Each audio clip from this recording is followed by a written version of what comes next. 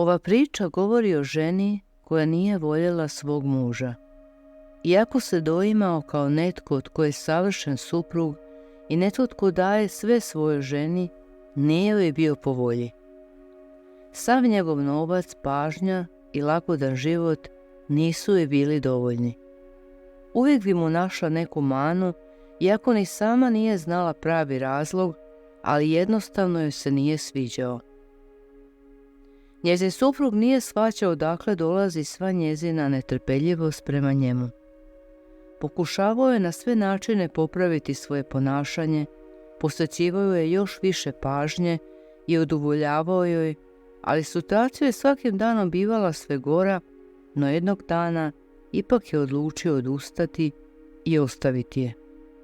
Sjeo je u čamac i zaplovio more negdje daleko od nje. Iako je sve izgledalo kao da se sprema velika oluja, nije mario za to. Mislio je da mu je život bezvrijedan kad ga žena nije voljela. Vjetrovi su bili sve jači i kada se brod više nije vidio s pučine, žena je za njim viknula: "Vrati se!"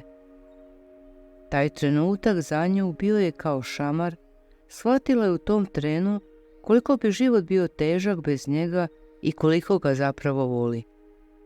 Shvatila je da pored sebe ima čovjeka koji je uz nju u svakom trenutku, koji je najveća podrška, nekoga tko je dobar i predan i spreman učiniti sve za nju. Nije bio idealan, pomislila je, ali uvijek je bio tu za nju.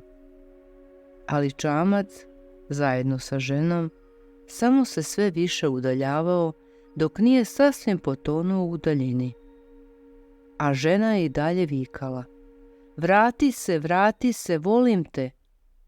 Samo što je nitko nije mogao čuti. More je bučilo, bura je zavijala. Stajala je na obali i vrištala, dozivala ga, ali nije bilo odgovora. Ponekad ljudi tek nakon poraza i svađe shvate koliko od nekoga stvarno vole.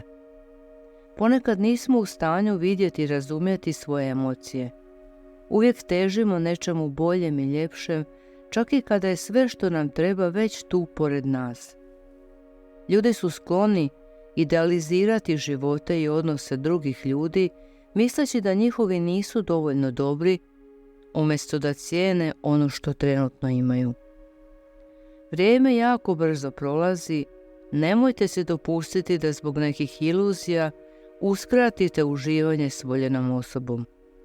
Cijenite ono što imate, jer ponekad nam život ne daje tu drugu priliku.